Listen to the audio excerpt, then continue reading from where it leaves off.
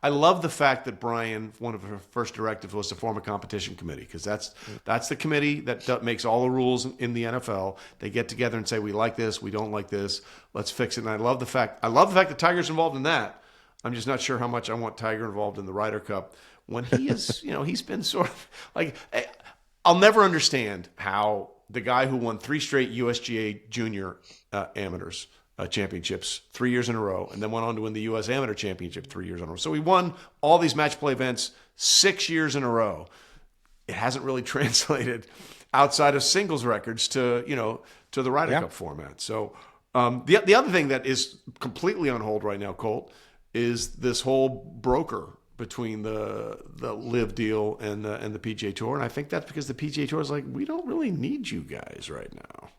Yeah, I'm with you. And you heard recently, I know Martin Keimer did an interview where he said, those guaranteed millions of dollars contracts are not around right now. So in my opinion, like, why would you want to go there? I mean, the purses, they're pretty big. They're pretty big on the PGA Tour as well. And you always have somewhere to go. If LIV shuts down at some point, where are you going to go? I don't think there's anything going on between those right now. Like you said, I don't think the PGA Tour thinks they need them. The ratings were the best they've been in a very long time this past season. There's only a couple of guys now that I think they would really want back. And if those guys leave LIV when their contract's up, I don't know what the hell they're going to do. I mean, if a Bryson DeChambeau and Brooks Koepka leave, what do you do? Yeah, I mean, and if we're honest about it, and there's some guys that are out there, and look, if they're the last leg, and I like guys like Harold Varner and Richard Bland from, is it Richard Bland's his name? Yeah. These guys, look, I'm taking this money because I'll never see this kind of money again. But if we're honest about it, what LIV guys would you want back on tour? It's Bryson, it's Brooks, it's Rahm. I guess you would put Dustin on there, and probably Tyrrell Hatton. Is that about it? Yeah, and Neiman, like maybe. Yeah, Joaquin Neiman, for sure. But there's not a ton. I mean, Joaquin Neiman's not selling an extra few thousand tickets each week. Correct. And honestly, like, I don't think John Rahm is either. And John Rahm's my buddy. Like, I think he thought going over there, it would have gotten this thing back together sooner. And I honestly probably did too. It just didn't happen. But, going back to Harold, who I just love and I respect so much. Yeah. He is one of the first guys. He texted me and he said, "Hey, it's getting announced tomorrow. Like, I just want to let you know, like, I'm going." And I was like, "Dude, I totally get it." And he told me this whole text, which I'm going to keep between us. Just, I mean, how basically about his family and everything, like how he grew up to what this can do for him. And I just thought it was awesome. I respect Harold so much. It wasn't, I want to play less, all this nonsense. Like, no, that's what Dustin said. That's what Dustin said. Yeah. That's what DJ said. Patrick Reed, who, by the way, played like 40-something events like 3 years in a row. Like, come on, man. You don't want to play less golf. It's a shit ton of money. Just admit it. There's nothing wrong with taking more money. But just say it. Yeah. Like, just say it. Like, you'd grow the game my ass. It's like, I'm sorry. I just, that bothers me. And, Will Zalatoris had the best line. For a lot of these guys, it's not life-changing money. It's just more money. Yeah.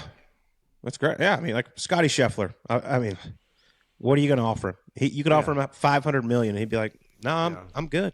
Yeah. By the way, I like being in America. I like being able to get home to my family. I play the tournaments I want, and I'm competing against the best in the world every single week. You mentioned Rahm, and he's a friend of yours, and that was the one that bothered me the most, if I'm honest about it, because he was so adamant about his legacy, and this is what he wanted to do, and obviously. Let's be honest, it was a fuck ton of money, and I get it. Yeah. But at the end of the day, you can tell he looks miserable out there. He looks miserable out there on the LIV Tour, and I think it's really hindered his ability to finish a major. And I said that once on Twitter, and people were like, well, how can you say that? I'm like, Bryson DeChambeau. I'm not talking about Bryson. Bryson can do it. Good for him. It has changed fundamentally the way John Rahm has a chance to win a major championship. Yeah, and I honestly thought when he signed over there, I was like, this guy's going to win half the tournaments every year. Like, he's that good. I mean, I've played with pretty much everybody in the modern game, and I'm like, he's different. He is so freaking much better than everybody else. It is a pleasure to watch him play golf. Going all year and not winning over there was shocking to me.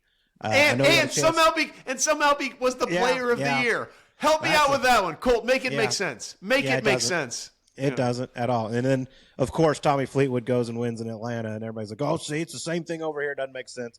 And I was like, well, we've got a whole other topic of conversation over here. But yeah, I'm with you. But John, like he had a chance at the PGA Championship. I know he didn't play his best. Golf's also hard. I do agree that most of those guys go over there and they're not as sharp as they were when they were playing on the PGA Tour. I'm sorry, the numbers just say so. There's going to be a lot of people pissed off about that, but that's how it is. Do I think John would have won more majors if he would have stayed over here? Absolutely. I really do. I do believe he's going to win more majors in his future no matter what tour he's on because he is that good. But I think he would have had a couple over the last few years if he would have stayed on the PGA Tour. You just look at where his game was when he won that Masters in 2023. And my friend, you know Justin Ray, right? You know Justin. Oh, of course. The Tiger Woods of golf researchers. He's the greatest. He had the greatest line ever. He said, John Rahm, destroyer of worlds. And that's who he was. And that guy just isn't there anymore. And that's kind of sad to see. And for his sake and for golf's sake, I hope we see him compete in more majors. And I don't know what's going to happen on the LIV thing, but you're right. It just seems like, okay, can we get there at this point? Because it doesn't seem like we're really doing anything. Yeah, I'm interested to see what happens when their contracts come out. But like last thing on John, I mean, he's as ferocious of a competitor as I've ever come across. I mean, we play out here at Whisper Rock, and it's for a couple $100, and I mean, it's like he is coming down the stretch at Augusta. It is that serious. He's that intense every time he tees it up, and that's one of the reasons he's so great. I mean, he was just a bully at the Ryder Cup those first couple of days. I know he got smoked by Xander there on the singles, but golly, he is tough, man. And he just does whenever the moment's the biggest, he seems to handle it at the Ryder Cup. Yeah, and last thing, because I know we've gone over it, I'll let you go here, but what's the other great club out there? Is it Estancia? Is that what it is, where Bubba's a member? So Bubba's at Estancia, or he was. I'm not sure if he still is, but Estancia is just down the road, and then Silver Right. Reef Yeah, as well. It was Estancia, and a buddy of mine was actually a friend of the guy that Bubba was playing in the club championship, and they were tied after the first 9 holes. And this guy said, "Can you believe it? We're tied after the first 9 holes in the club championship." And to your point about competitive, the guy said Bubba's eyes just went black, and I think he won 7 and 6. Like just destroyed him on the back 9. He wiped him out because those guys, you make them think, really, I'm going to let some ham and egger hang out with me? You go fuck yourself, and that's exactly what he did on the back 9. It was incredible. There are guys that just get to that level no matter what it is, whether it's playing for $20, $100, or $20 million at an event. It's cool to watch, and it's cool out here at Whisper Rock. We got so many guys. No, it's that place is amazing. I love Whisper Rock. Is the hang, the sign of the hang. If you ever get there, look for the sign that says the hang. It'll explain the entire experience. Yeah, it's cool. Like one other LIV guy, this David Pooch, who's young up and comer. He played really well at the Dunhill today. Came out of Arizona State. Like most of the world doesn't know anything about him, and I play with him quite a bit. And he's one of those guys. I'm like, if he can just get out there and be in majors consistently, whatever, he is going to be a world beater. He is like, I expect him to be on a Ryder Cup here in the next couple of years.